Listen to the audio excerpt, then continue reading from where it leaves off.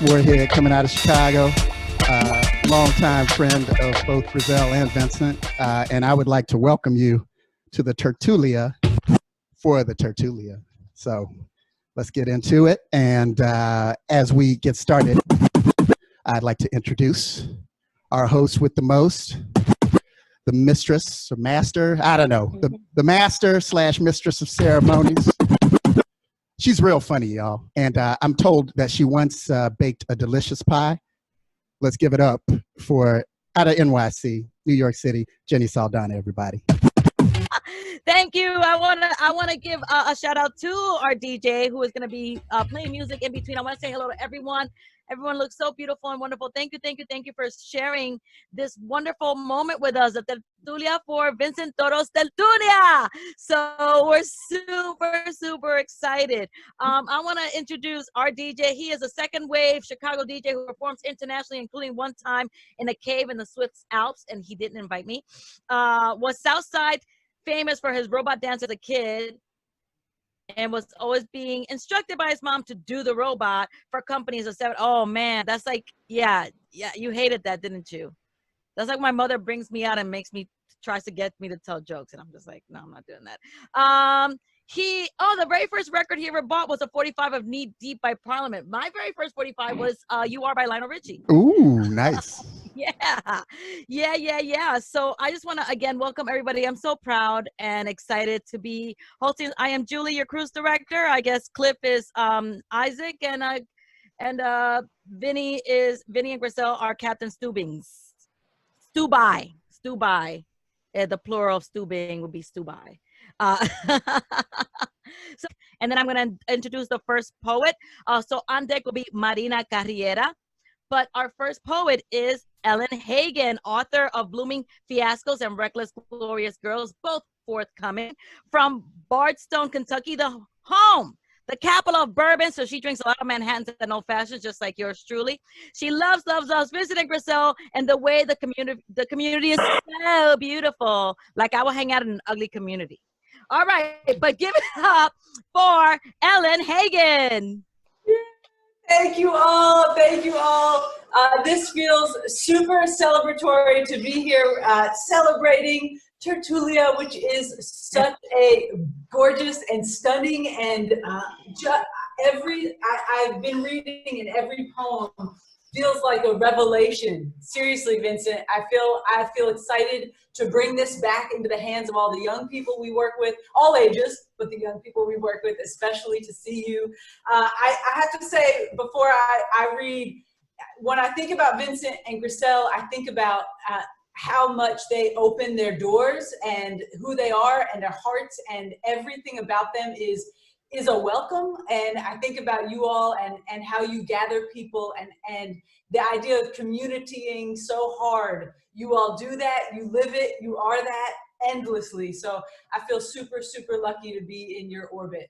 I'm gonna read a poem that is about global warming, but it feels like it could be about this moment. I feel like I've been conjuring this, but it's really a poem about gathering people and space, and that's what I think Vincent and Grisel are for us.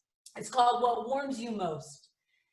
When I stay up past midnight reading about the globe and its hotness, I do not weep or bellow into the polluted night sky.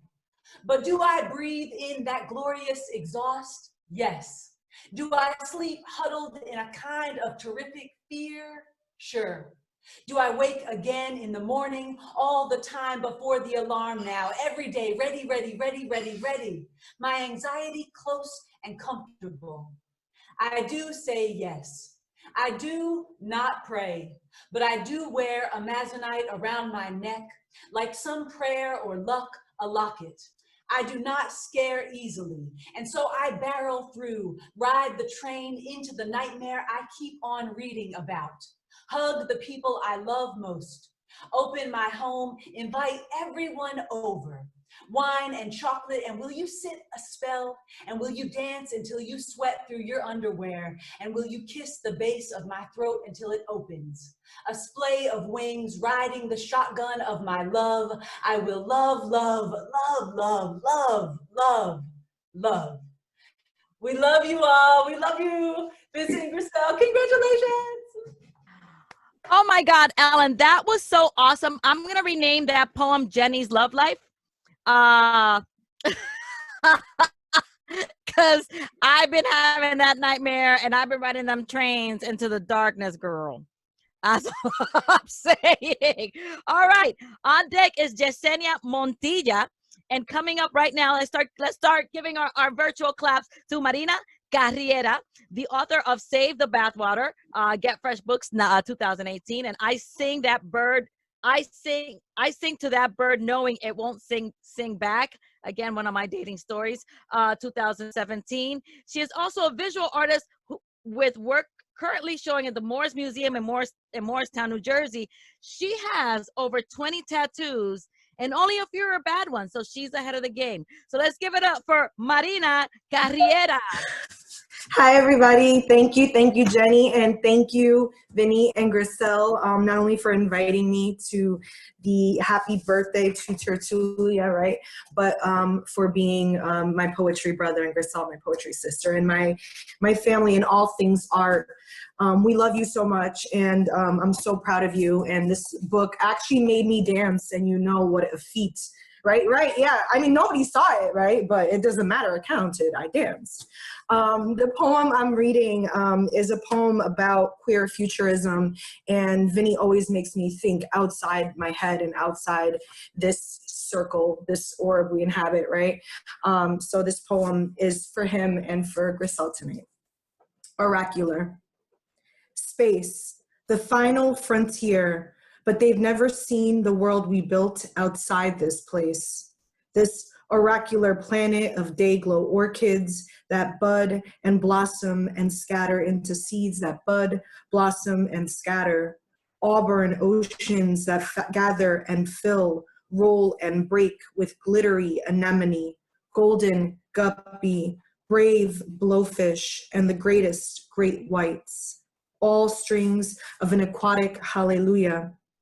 On our planet, chipmunks in drag paint Kahlo-esque masterpieces. Winged elephants in suits write sonnets about their feet because no one gives a fuck about size and weight and fame, and all we own is our body. Here a parable, a pulse. Praise the space we take up, you and me and our daughters dancing to the synth and psalm of twilight.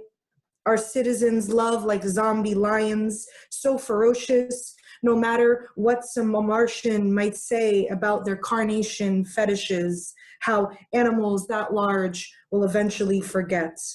They two-step like God herself stomped down on the rainbow and made mountain and commandment, said you are the ones I've been waiting for, a family of magical matter, mutating muscle into wild eucalyptus and bloodlight, where future generations will constellate, where trans birds bury time beneath them.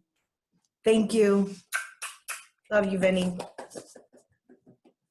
Oh my goodness. That is awesome. Thank you for sharing that with us. Do you could you show us one of your ugly tattoos? No, because I just got it covered up, but I'll show you the cover up. So it's right here. Okay, all right, that's very nice. Thank you. All right, moving right along. On deck is Roberto Garcia. And coming up right now, let's start giving up for Yesenia Montilla, author of The Pink Box and Muse Found in a Colonized Body, forthcoming in 2022. She is a top chef level cook, which I will challenge. And she writes her best poems while in meetings at work. And I love that about her. So let's give it up for Yesenia Montilla. Hey, everyone. Vincent, I just want to thank you so much for inviting me to be here and to celebrate you and to celebrate your book, Tertulia.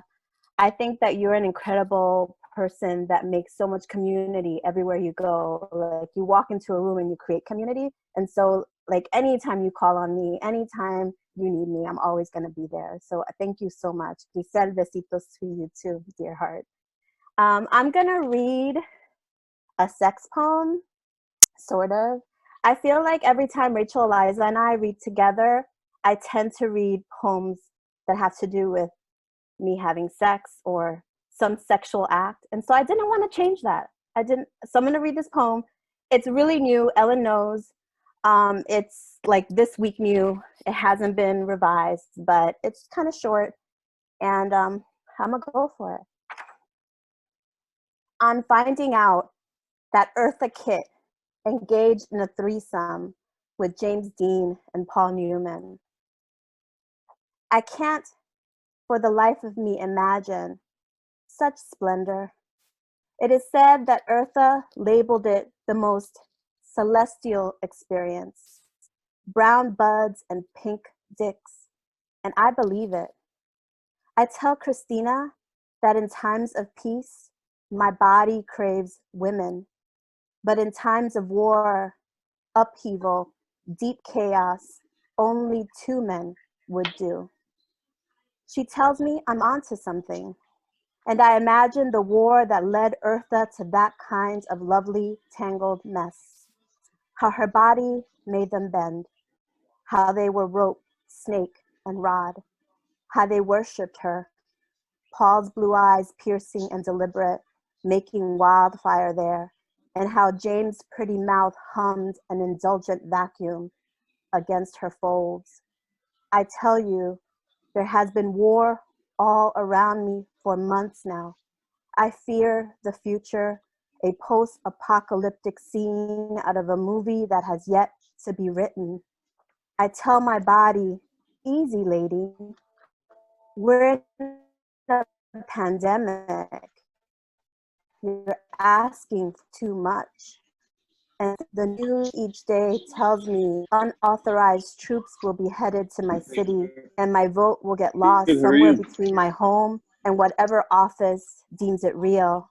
I am lethargic in my activism. I have been lulled into inertia.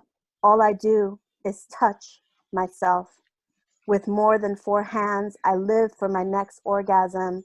I dream in twos.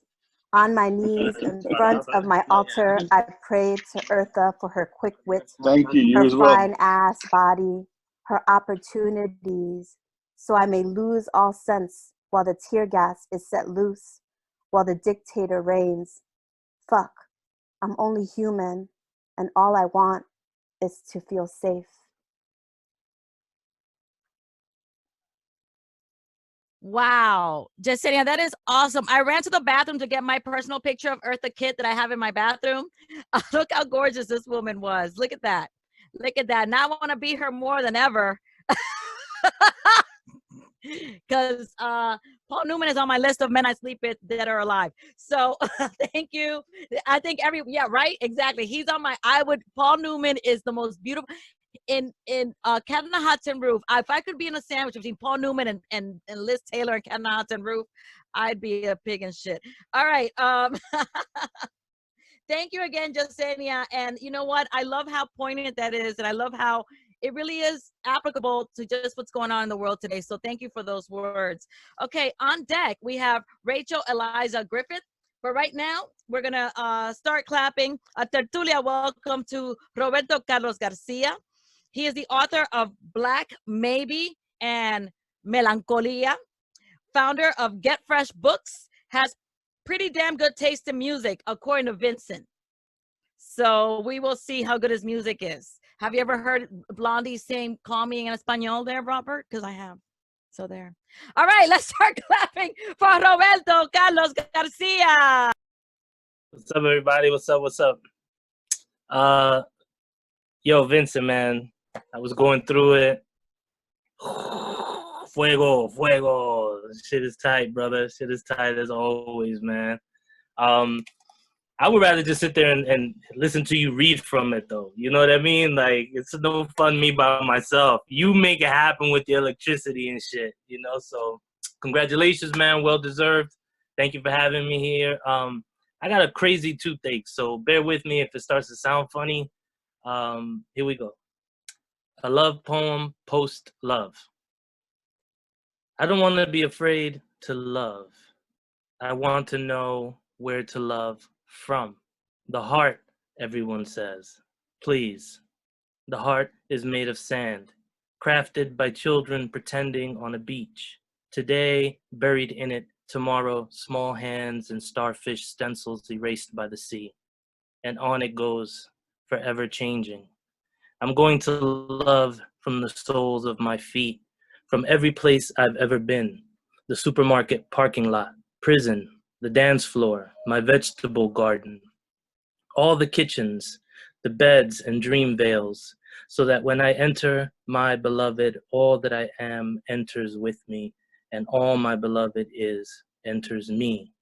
This is how I want to know love, through the gentle pain of experience, because birds never ask, is this song? Rivers never ask, is the ocean this way? Thank you. Oh, I thought you were doing two things. Oh, okay. Sorry. Well, thank you, thank you, thank you. Thank you, Roberto. That was awesome. I love that line about the ocean. That's so beautiful, and it's true. We don't, nature doesn't question itself, right? It doesn't have to, and that's beautiful that you pointed that out. So on deck is Raquel Salas Rivera, and up now, give it up for Rachel Eliza Griffiths. She is the author of Seeing the Body. W.W. Norton has never done the Running Man when BBD poison comes on anywhere. Oh, has never not done. I was gonna say, girl. Never Trust a Big Button and Smile was a theme was a theme song for one of my parties. Never Trust a Big Button and Smile, so that's good. Can't Stop Dreaming About the Song. The songs Our Realness, Baby Girl Aaliyah would be singing these days if she was still here. And I have a note about that, because if Aaliyah was still alive, there'd be no Beyonce. I don't care. You can tweet me all you want. I don't worship at her. I don't worship at the church of Beyonce. Aaliyah all the way. Let's give it up for Rachel Eliza Griffith. Thank you so much. Oh my God. Vincent, I'm so, this is so gorgeous. I love just what everybody else said, and then some, and then some, and then some, and then some, and then some. Thank you so much for including me, inviting me. So much love to you and Grisel, to everyone here. It just feels really good to be just in this space and just feel this, like, all this energy and love come out of this little screen. It's like a whole world in here. So I just want to say thank you for that. I'm just gonna hit it and quit it, because I just want to hear you, like Roberto said, I just want to hear you read these poems in this book. Oh, so gorgeous. So this is a poem I'm reading for everybody. Chosen family. When you find your people, you'll still look over your shoulders sometimes to see your old loneliness. You're hoping other people you don't even know will follow your smile. When you find your people, they won't ask you where you came from. Your people will be busy putting good food on your plate and asking you if you're hungry or broke. When you find your family, they'll throw their star to you, offer you their love, singing. They'll dance toward your sadness, saying, you need to shine with us, whether or not you love your own light. They'll say, we love your black skin and drag and fat and natural hair. We love your queer. So please just live, and don't let anybody kill you or tell you that they've killed you and you're just fine the dead way you are. When you find your people, don't leave them and don't let them off the hook when they are in the wrong. When your people are trying to take themselves out of the world, lay your hands on them and call them yours and yours and yours. When you touch, when you see your kinfolk smiling into your eyes, the soft or rough flags of their hands covering yours, in a truth so fierce and true, you see, you all have been in midair for some time and could go higher and burn some shit up. If you remember, always remember, what else is good? What else but love to love us back everywhere and everywhere we look? Congrats, Vincent, congrats. Thank you, Rachel. What a wonderful, wonderful piece, and how poignant for where we are today, because we are definitely right now in those times where we are our brother's keeper, right? So we are all our community, and we're all there for each other, and that's so true. So thank you for sharing that.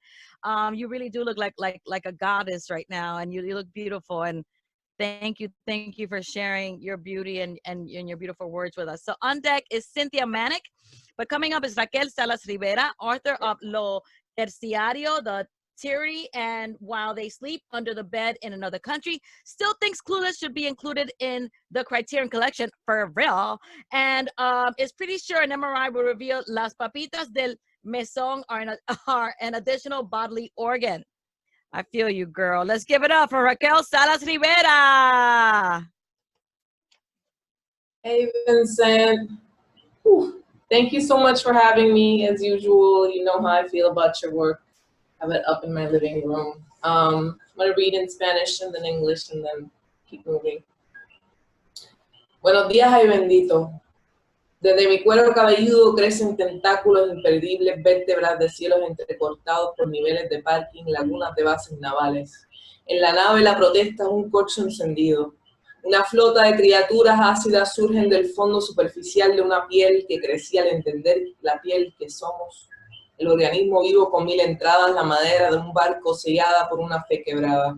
En la peli una niña muerta realmente estaba dormida, su padre en duelo la llevaba en el elevador del infierno hasta Roma, donde nadie quiso atenderlos porque eran pobres. Entonces recordé que mis padres me compraban juguetes cuando podían y cuando no se inventaban juegos para que apreciara que las ramas del eucalipto son mujeres sierpes encarnadas. Trata cada hoja como si fuese una rama y cada rama como si las metáforas fuesen carne, porque las somos, porque las somos, porque las somos. El terror es violencia viva, violencia sentida. Perdono las horas que me robaron mi amor hacia mí misma, hacia la niña que confesó que su padre la desarticulaba con los ojos. No supe cómo regalarle la palabra sin traicionarnos a ambas. Si pudiera hoy matar el poder, le diría, querida, nada existe en el género que no tenga el potencial de ponernos en jaque mate o coronarnos reinas pelúas. Soy Jeva tan divina como el mar, y Jevo tan divino como el mar, y Jeve tan divino como el mar. Al serlos, puedo perdonar a mis mentores por nunca decirme que al fin lo que deseamos es que nos amen como podríamos ser, al igual que como somos en ambos y todos los idiomas que soñamos.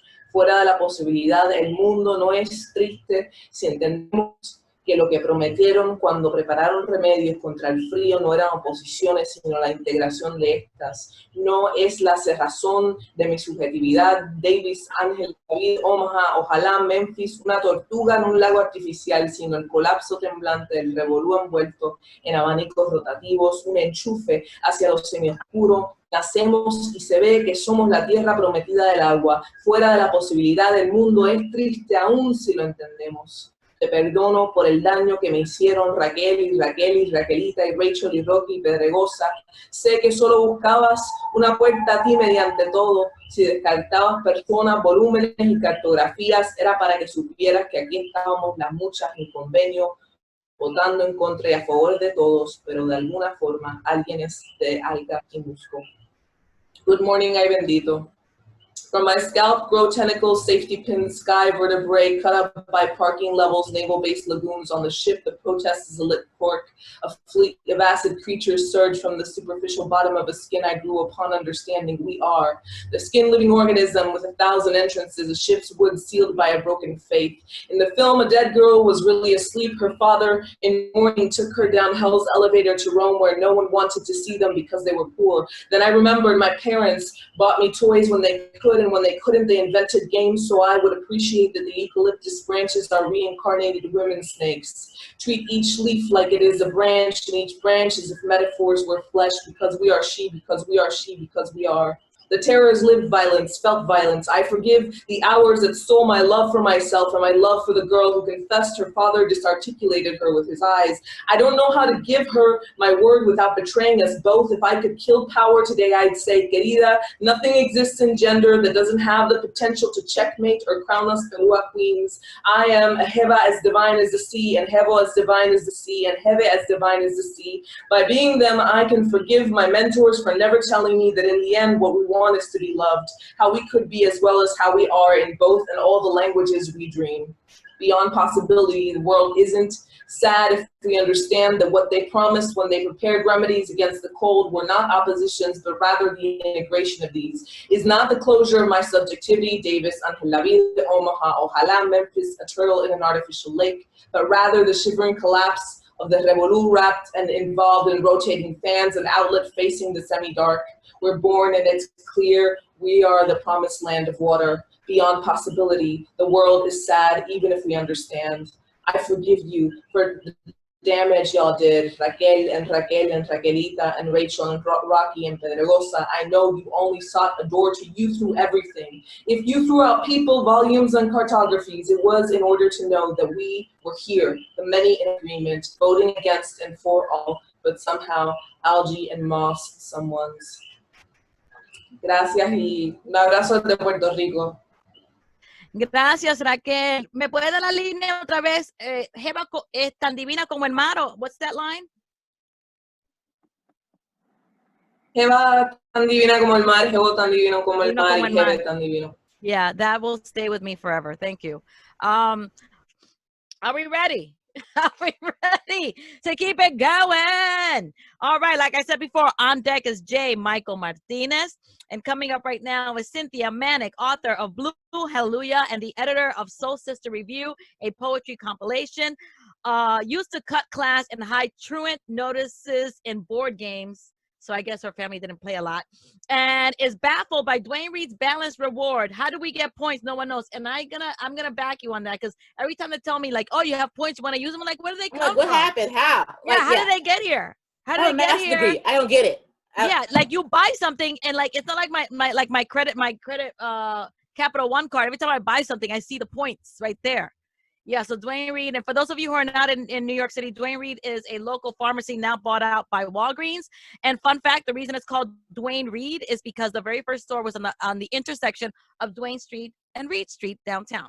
All right, Cynthia Manick, take it away. Thank you for having me. Vincent, congrats on your turn around the sun. The world is lucky with you in it. Congrats on this great, fantastic collection. My copy is in the mail. I cannot wait to hold it in my hands. So I'm going to read one poem. It's called Notes Towards a Poem on Self-Care, because we all need a little self-care during these times. Notes Towards a Poem on Self-Care. Start with decisions. Take a break from mirrors. Decide to stay in bed today and tomorrow. Count time only through midnights. Isn't there some voodoo about being the middle child of a middle child? You should Google that. Start humming to Broken Bones of Electrical Appliances. That old CD player? Yep, you can fix it. Take on do-it-yourself projects. Face cream, shells, bake honeyed sourdough. Do a deep mani-pedi on those hooves. Oh wait, I mean feet. Create the perfect guacamole and a Home Alone arsenal just in case a Joe Pesci-like villain tries to arrive. Pretend the varnish brush is a staghorn. Who needs an app for calm? Be greedy about breathing. Be greedy about breathing. Avoid phone conversations and relate only through yes and no texts or emails. Hey baby, can you be my melanin maid Marian? Yes. Does Blake have a job? Oh no, girl. Is your brother, father, husband accounted for? Silence. Yes. If voice is required, realize that he, she, they can't be your son. Trust what you can hold in the hand. When we talk, the body vibrates. Aim for a dinosaur world when people least expect it. Enjoy words like Kilimanjaro and origami. Like ode to the do-rag, sonnet to the Soul Train line where you dance in military choreographed precision. So fresh and so clean, outcasts. Take a look, it's in a book, reading Rainbow. Jolly Ranchers, your mother's kitchen table, and any altitude, remember that ink can hold the right kind of memory, the best kind of memory, all of our memories. Thanks, guys. Congrats, Vincent. Thank you, Cynthia. Marsha, you Jan.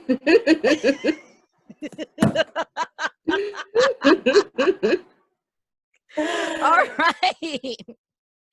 Anytime to do a Jan joke, I take it. On deck is Doctora Reina León.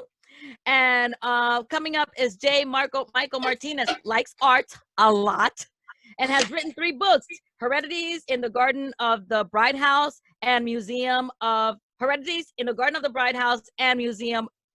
the Americas, was ranked 364 out of 384 when he barely graduated from high school and was voted most likely to die at 27. Ouch. Has just discovered Brutus and Holy Fawn and wants everyone to know these bands. Let's give it up for Michael Martinez. All right, I guess I'm on. Vinny, it's beautiful. So thank you for having me, and this is fantastic to see all these wonderful poets reading, and it's wonderful to be here. So this is a new one from the past month that I've been writing, and it's for Richie Valens, for a new manuscript or a new project that I'm working on. So it's for Richie, doesn't have a title yet, and I'll begin. Bent to pavement, black top, brown face, skinned knee, in the narrow where fallow shadows grip, veils through veils, though face sheared, you crushed to me. Did fame flay you white for white fame's white need? Name knelt, name split, what price for white conscript? Bent to pavement, black top, brown face, skinned knee. I've knelt for the belt, scourged, a nail gun to cheek, ash sweet, ass beat, blood slick, brown convict, veils through veils, though face sheared, you crushed to me.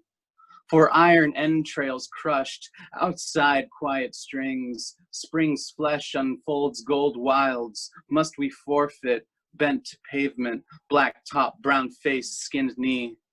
Far from shore, we swim the pale death sings, those solar cries, what lovers' lies restrict, veils through veils, though face sheared, you crushed to me. Croon and take, wake the roses, flesh graved. We are here, buried and bound, the stars relict. Bent to pavement, black top, brown face, skin knee. Veils through veils, though face sheared, you crushed to me. Thank you. Congrats, Vinny, man. It's awesome. Ooh. Thank you. Michael Martinez. That was wonderful. Thank you. So I take it you're going to be forever 26? Always. I love My it. Donna. Sexy and 26. That's what I call myself. All right, on deck is Doctora Grisel Yolanda Acosta, and coming up now is Doctora Reina León, the author of Boogeyman Dawn and Profeta Without Refuge, mother of a punk rock toddler who loves pocoyo, really pato in Italian, and a pretty chill baby who likes her shakes warm at the mommy milk shack.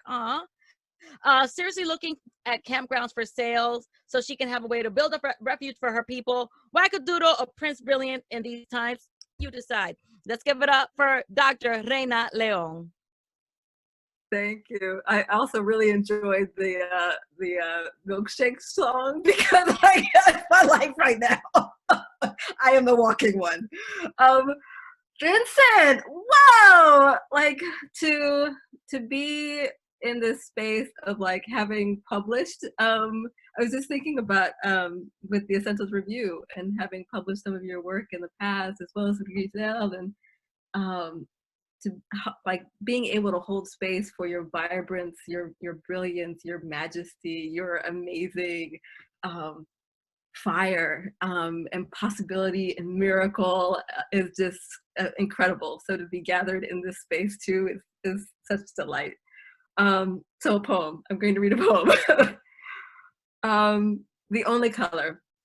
With the epigraph from CNN, we've been here before, whether it's Tamir Rice or Trayvon Martin, said Benjamin Krupp, an attorney for Arbery's father. when they kill our children, they then try to assassinate their character, and I know they're going to do that with the Maud Arbery. Verde, verde, verde, every color is verde. And I think on Federico Garcia Lorca, how I read this poem to him, days old and nearly weightless, his whole body less than 6 pounds on my chest. And now he stands, a wild octopus boy on a chair, reaching for the markers to draw one of the cars he says I always drive. Verde, verde, he says, though the uncapped tool streams orange, and his father says, he just knows what the best color is. I say, naranja, he has to know his colors, and go into a diatribe about school not being left behind. It is not about school. He is my son, and so the box waits, a check mark of abuses woven into his identity. Will he ever be able to just be the creative child who says verde, verde, verde for all the colors, glorified for how his mind stretches divergent? My son, my husband does not know that the box can be a casket. And each day we must fight for it not to be. A Maud ran on a street lined with green leaves.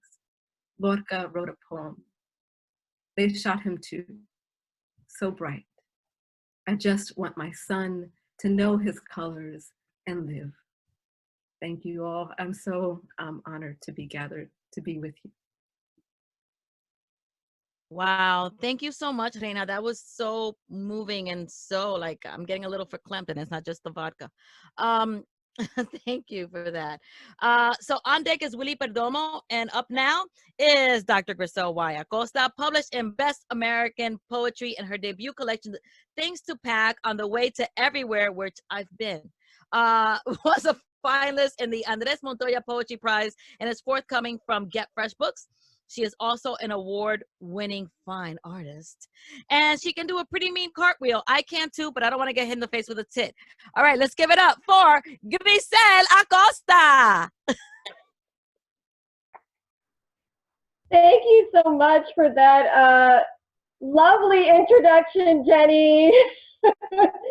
I love you so much. I love you, Cliff. Thank you so much for the beautiful music. And thank you to all the poets. I have to say a couple of things before I actually read my poem. So the first thing is, it is not easy to have your book released during a pandemic.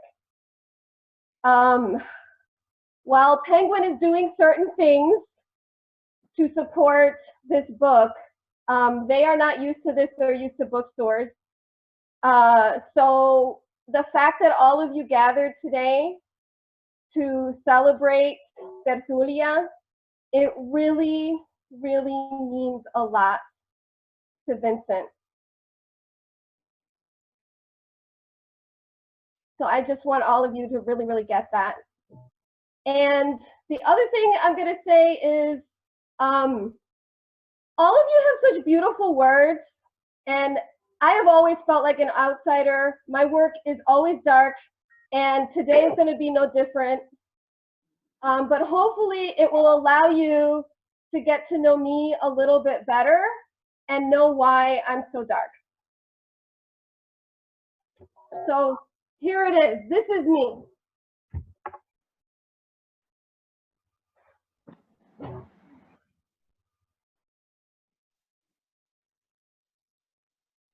Wow, Grisel. We were on the chat. I know we need a moment. We were on the chat. This was so beautiful and touching and personal. And thank you for sharing that with us. I always said that our mothers are the best and worst thing that'll ever happen to us. You know, I always say that. It's so true, you know. So thank you for that, because especially as for Latin mothers, I think that, you know, they never get to live, the ones ours never got to live their full potential because their job was just to get married and have kids. And thank you for that. I have no jokes.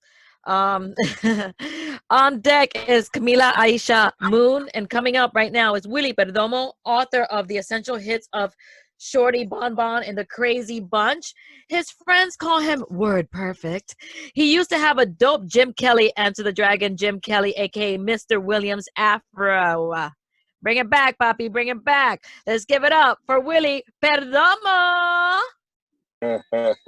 Yo, what's up? Yo, I'm just coming out of a tournament, man. So there's about a minute left. I'm gonna read this poem called "The Poetry Cops Talk with Josephine" from Crazy Bunch. Vincent, congratulations, brother, on Tertulia. I'm glad that you were able to have this little party. All blessings up to you, bro, and thank you for the invitation. The Poetry Cops Talk with Josephine. Skiniki told us you were his heart. Papa was lying.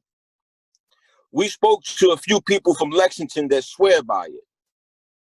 In the morning, you want all the bad shit to be gone. He said you were his beautiful battle. Yeah, he liked that word a lot. Beautiful. He called you a real dream. You know, dreams are the only time you can wake up before someone pulls the trigger. We want to hear your side, Josephine. When Slick shows up, it makes my hands sweat, and I don't do old love. But what if it was true? You can't freestyle the truth. And I told him, once you start using the word soul, you start wanting things you can't have. But what if, though? I dig it. Sometimes you have to fantasize to your favorite ifs. What do you keep to yourself just in case you need to run away? We just want to help Skiniki. That's all. He's trying to remember. I used to ask him, what's going to happen when the words stop working? He was always trying to spit that Gucci shit, and I don't speak Spanish. All right, then, can we talk about beauty hunger? Not for nothing. Honestly and truthfully, when it came to beauty, some of us had empty stomachs. My Uncle Joe always told me, you have to watch them when they lean to talk. Watch to see if they wipe crumbs off your lip. I'm not a poet, mister, but I can see. And what was it you saw that night? Love is where the paper unfolds unto itself. When I'm lying, my tongue seeks shelter. The horoscopes get the shit wrong, and I don't believe in emergency numbers. Might as well hang me on the wall and look at me all day. I pick up speed when I turn the corner. Peace, y'all. Thank you, Willie. Thank you. You can't freestyle the truth. Dag, son, that's awesome. Grisel, I gotta go back to you because I have a story about my mom that proves that she's the worst and best person on earth. Like all of our moms. Like I came home crying from summer camp, and I told her somebody called me ugly, and she goes, this isn't it. She's like, you're gonna get better looking. She goes, no, you're gonna get better looking. This isn't all of it. Like she said that to me with a straight face. She goes, no, this isn't it. You'll get better looking. That's a Latin mom for you right there. Like, bitch, you can't possibly. No, on the side of no, that is not okay. Girl, she's like, you get this, like, yeah, like you'll outgrow that. All right, just gotta. Oh my goodness. All right, thank you, Willie. I know he left. Up next is a musical break. On deck is a musical break. On deck, not right now. Let's give it up for Kamilah Aisha Moon, and she is the author of "She Has a Name" and "Star Shine and Clay." Star Shine and Clay. Ba-ba-da-ba-ba. Won a beauty pageant at age 6. Look at you, little John Bonet, little Miss Me Harry. Met the man at the grill on 23rd and 8th while he was picking up some oxtail. Girl, preach. Give it up for Kamilah Aisha Moon. Oh my goodness. Hey, beautiful people. Wow, I'm just really overcome to be in this circle. You did this, Vincent. You bring these kind of people together because that's who you are, okay? And you put that work in, brother. You did.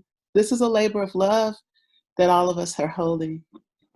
And it makes me think of a quote by Tony K. Bambara. When your intentions are clear and your motives are correct, the universe will accommodate you. And so that's what's been happening. You've been accommodated because you're clear and you're correct in what you want to do. There's a lot of reasons why people write, and you can tell when people are writing out of a place of love and kinship, and that's what Vincent does. So congratulations, and thank you for giving us this, right? Because it's not easy, right? We can't help doing it, but it's hard. Am I right, poets? This is not a walk in the park, right? But we do what we must because we know the value in it. And I'm going to read a short, older poem that I actually wrote about a saxophonist that I'd seen play and how moved I was.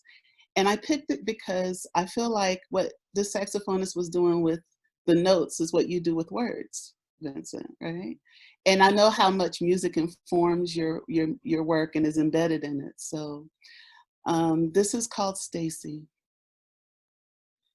Stacy is short for ecstasy spilling from sacs, from lips singed by smooth brown fire cooling in a glass nearby. Neat. In the upper register, you turn angel with large copper Jesus hands, master of ringed breath, mouth married to reed and rhythm. When we hear you, we remember that angels are almost always men. With bowed head, eternal notes halo the room, at once prophetic and profane as snakes, charmed measures rise and sway, swoon, ear pearls, mercy blowing mistakes into miracles. Dapper in jeans or suits, you endeavor to recreate a woman's midnight croon to sound at least that free. How does an instrument so light leverage legacies of skin, smoke, and salvation, blend thunder and sunshine, controlling the weather of souls? Well, he's man enough to conjure and support life in the brass womb. Songs tethered to him by black cord, umbilical blues and reds feeding us intros and outros, hellos and so longs. On some nights, his body is a sail, and his horn ships us anywhere, everywhere, on rivers of this brother's love, undammed through music. Thank you. Thank you. Thank you, Kamilah. Undance through music. I love that. I love that. That sounded like music. Thank you so much for sharing your time with us. That was awesome. I just want to say that Vincent is so excited that you're all here. We've been talking about this for a while, and I'm just so honored that I was asked to host an MC with Cliff. It's been wonderful to hear all of your works. I'm blown away and humbled to be among such talent and such beauty. But I digress. Let's get to the man of the hour. Everybody, if you don't know, I got this mic because I used to do audio. I used to do voiceovers, erotic voiceovers, and they paid me with this cool phone, microphone. It's true. All right, it's time for the man of the hour. The man we've all been waiting to see. The man whose book we're all holding. Well, not me because I didn't get one, but whatever. We are so excited. Everybody hold up your book. Hold up your copy of Tertulia right now. Everybody hold up your copy of Tertulia right now. If you have a copy of Tertulia, let me see it. Let me see it. Let me see it. And give it up for Vincent Toro, the author of Stereo Island, Mosaic, and Tertulia. One lost in a mob territory while wasted in the dead of night in Istanbul, Turkey. Girl, I've been there. As a child, he would often slip in his tiny feet into his mother's high heel and sing, love to love you, baby, bye. Donna Summers, give it up for Vince Toro.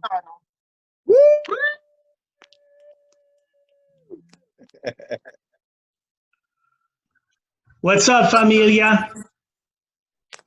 So someone's got to be on mute. I think it's Willie because he just came in. Check your mute. It's so nice to be here with y'all. I was going to jump right into it, but then I heard the feedback. All right. Take two. Disco Ballistics. Friday nights, we prep for hot skirmishes. Take 3 to 5 business days to primp and pick out duds, shave, apply makeup, contact all accomplices, hail our platoon, then a cab, reach the checkpoint with a wink, order a round of shots during tactical strike assemblies, stake out our first kill of the evening, flanked by chase lounges and black lights. The beat drops in syncopation with our first village raid. Clink our cosmos like Mac clips, chuck disco ball grenades into middle schools, flirt, bump, grind, and spawn, mushroom clouds in unisex bathroom stalls, flick cigarettes, sucked to the filter, onto the casualties we create, the styles we pilfer, smack lips in the mirror, launch glitter drone assassinations, snipe the bartender's digits, swipe high security specs detailing an after party in Kabul, drop big tips like food rations into Yemen, barrage insurgents with shock and awe of strobe lights and unsanctioned gropes, engage in a war of attrition with the DJ, execute a fashion victory march to the city square, retreat to a downtown studio loft bunker, order a stop loss for champagne brunch in the meatpacking district, debrief the platoon on the briefs, graves, pearls, buried and plundered, court-martial the son for insubordinate conduct during the ceremonial walk of shame. So, thank you. I see all the silent claps and I appreciate the love. I'm so appreciative of all the love that you've all given me today. It's quite literally and biologically been life-saving. So I'm giving you a quintet tonight. I'm trying to keep it relatively short because it's been a long night. So the next three I'm going to try from memory. So this one is called Mutiny at the Elder Care Facility, and it's a true story. Yo, they had to summon 4 orderlies and my aunt to confiscate the knife that Bisabuela stashed in her bloomers. Snatched during breakfast, she held the blade to her chest like a cross, as the impious attempted to strip the shiv that was her only protection. From what? At 90, Bisabuela drives the men of the home to act like hormone-glutted teens, to pitch their wheelchairs before her wing in the hopes of catching just one whiff of her Vicks Vapor Rub. She had to get all Roberto Duran on one for trying to woo her during Sábado Gigante. It's been 6 weeks now, and no nurse's aide has been able to wash or feed her. She doesn't need them. Anyone. When viper-headed ex-husbands poached and depleted her oars, she swayed like a weary banyan but never cracked. And even when despots occupied the coast and forced her to replant herself in a city that worked double shifts to give her hypothermia, she was a bulwark. Committed her own brand of insurgency by refusing to learn their language. Vowing to one day reclaim her vita and never again set foot on the mainland for all her remaining days. But her damn kids, they made her return. Just because she forgot to turn the stove off one time.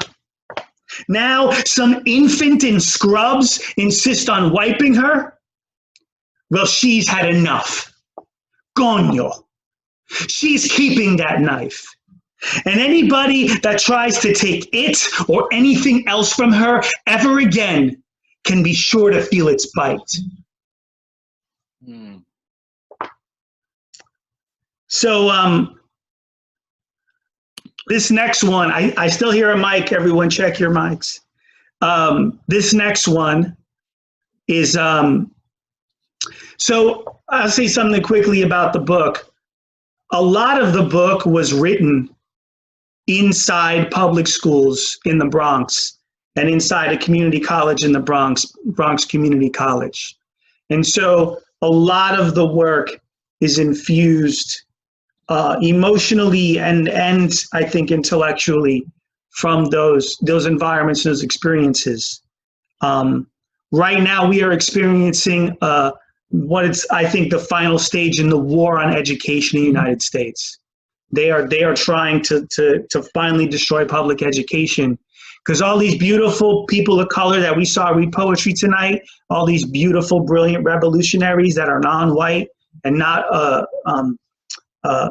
loyal to white supremacy, they can't have us get educated anymore. And they're using this whole thing to destroy it. And they've been doing it for a while, but I think that they're trying to give it this death knell. And I hope we can resist, because so much has happened because of education for so many of us. And so I want to read this poem. I have a series of poems in the book that are about the schools directly. And this one is called this is called Core Curriculum Standards, MS-45 RIP. And it's about my work in the schools for the last 10 years, or 15, 20 years, really, 10. You're the first to get this from memory. So if I flub this one, I apologize now. If I grab for the book, but I'm going to give it a shot. MS-45 RIP. Whiteboard don't work. Closet where Emiliano keeps his diorama on sea pollution won't shut. Fatumata learns to find square roots on a three-legged desk. She answers Adan daily at lunch. Kehlani conjugates verbs in her building stairwell because she shares a room with 4 siblings. The AC don't work. The bookshelves are arid like Erica, adds Leannabelle. Yadira gashes her elbow, but there's no nurse on staff. The assistant super drops by to order more lockdown drills. There's gum stuck in the sharpener. Marifer shouts, "Mister, I'm doing my research on Policarpa." Senora Santiago affirms the state exams be a Judas cradle, prep periods be chupacabra sightings. We agree the city budget be playing chimera. Silviano has refused to speak English during English. He's teaching himself to code. Bet. Shimel wonders why the bars on our windows be looking like a Rottweiler's rotting teeth. Whiteboard don't work. I got frisked here today again at work. The metal detectors at the front of the building so brash. Sob, rash. A hoggish guard alleges he confiscates for real like 200 knives a week. Mentiroso. Mr. Moss tore his ACL working out, still shows up early, says the kids need to see he's got their back. Board in the gym cracked, my back, a faulty transmission. I got 6 periods to teach on 2 hours sleep. No lie, a white teacher calls Sherlyn little thug, pitbull. Another has her students walking across each other's spines, claims that's her slavery lesson. True story. Suleika confides that if our school were like Disney's High School Musical, she'd always want to be here. Whiteboard don't work. With a broken pencil, Kelvin writes, inside my heart is an armadillo. Jalise writes, men treat women's bodies like Spain colonizing Quisqueya. And Dariel wants to know, if I were a moon of Jupiter, which one would I be? Thank you. Wow. Everything. Amazing. All right. So Ruben, it's your mic that's on. Yeah. Because I can see you now. It's all good. So I got through it without screwing it up. I'm really excited about that. So I think it's ready for the playing field. I got two more for you. This one's called The Case for Spanglish. I have a series of poems in the book called Aretos for the Shipwrecked, which is an extension of the Areto poems that I had in my first book. So I did a bunch of Areto poems in the first book, and I did them in this one, and I hope to do them again in the future. I'm trying to revive the Areto for the Taino tradition. So this is one of those Aretos, and it's called The Case for Spanglish, and I think it's self-explanatory. And I think I got this one memorized, but I'm going to have it handy just in case I mess it up.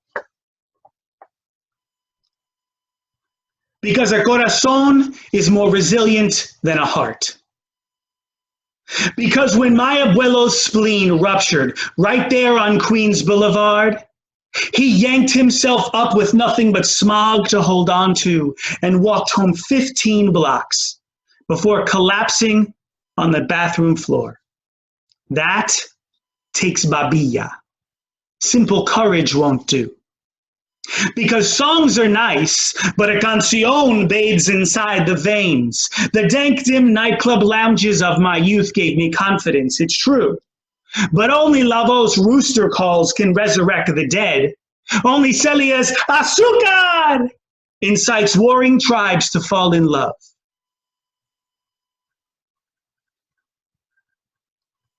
Because an abrazo can shield you from famine and flame. A hug simply lacks that kind of sorcery. Because bochinche is both science and art. It can turn men into rats and spread through the respiratory system like a viral infection. Gossip is clearly no match for bochinche. Because el sol is spirit, the sun its child. Because árboles are monasteries for the lost, while men don't think twice about felling trees. Because Dios inspires humility like no God can. Because vida blossoms from the mouth like a field of flamboyanes. Whereas life is merely the title of a children's game, a syllable in search of a hyphen. I almost got through that one. Had to look once. I got one little poem left for you, but I want to say something now to all of you. I really can't tell you how much it means to even virtually see all your beautiful faces here.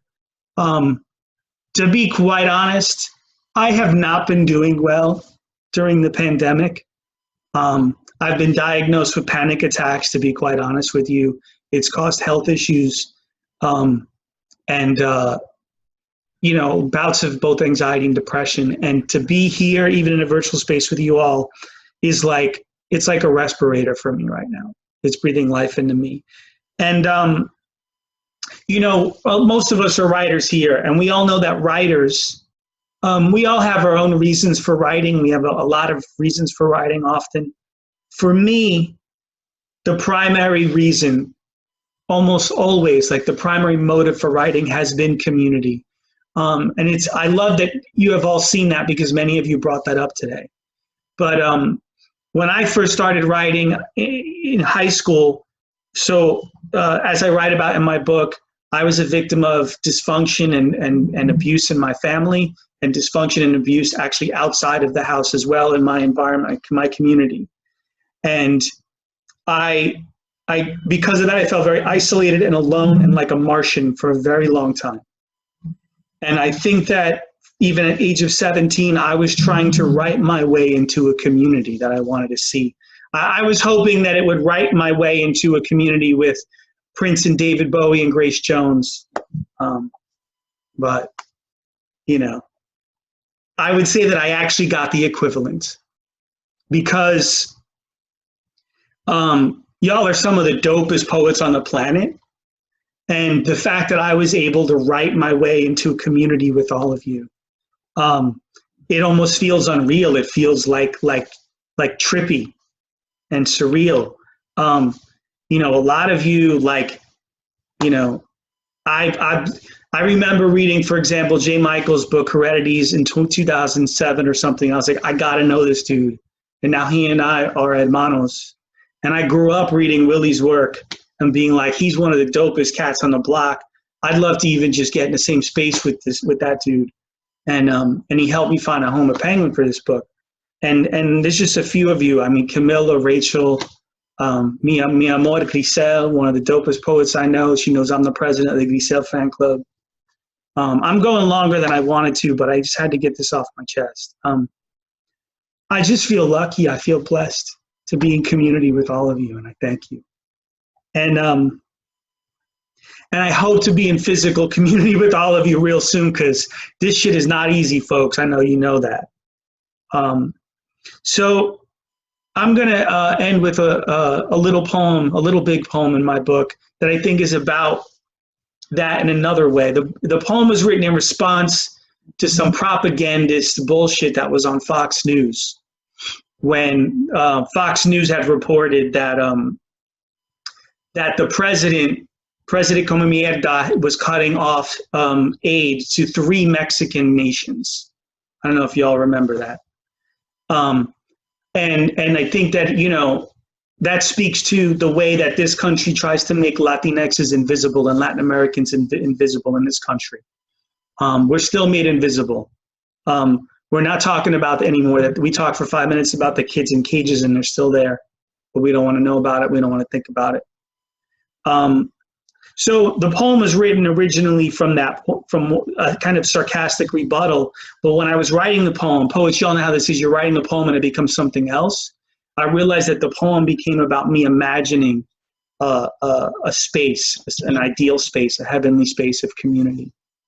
And so I want to end with that, because I feel like y'all have helped me find this place that I'm imagining in this book, in this poem.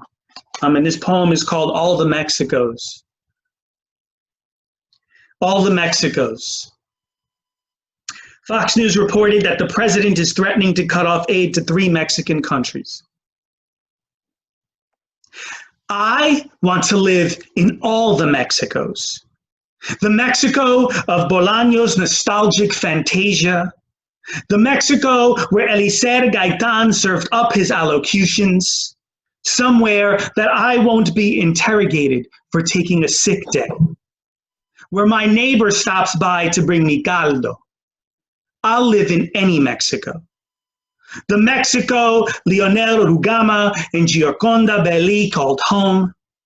Or even one of those Mexicos where everyone speaks French Creole. Any Mexico will do. So long as I don't lose any more digits to these Arctic gales. My lover once told me of a Mexico where there are no advertisements and you'd swear the cafe was brewed in gold. Sign me up for that Mexico. How about the Mexico where Romero delivered his last sermon? Give me the ceiba trees or the dunes of the Pampas, the cane fields of the Mexico that bred my parents. My ankles are swelling from the sulfuric acid in these streets. And if I'm going to be underpaid anyway, then why not take my coins to the Mexico that houses the canal, or one of the Mexicos the Orinoco runs through? I will set up shop in any Mexico that will have me, so long as I can weep on plots of earth that can say, I'm so proud of you, mijo. So ship me to Ana Cristina Cesar's Mexico that also longs for the perhaps. Box me up and leave me in Vallejo's Mexico with its startling volcanoes of repentance. Give me all the Mexicos of the hemisphere, pistol whipped by united fruit and still making wisecracks. I'll take root in any Mexico that knows the difference between the gutter and the stars. Mil gracias, everyone. Thank you so much. I'm done. So y'all can turn on your mic. Unmute. You gotta unmute, you guys. You gotta unmute. Yes. Cynthia, Mexico. Yes. Get it.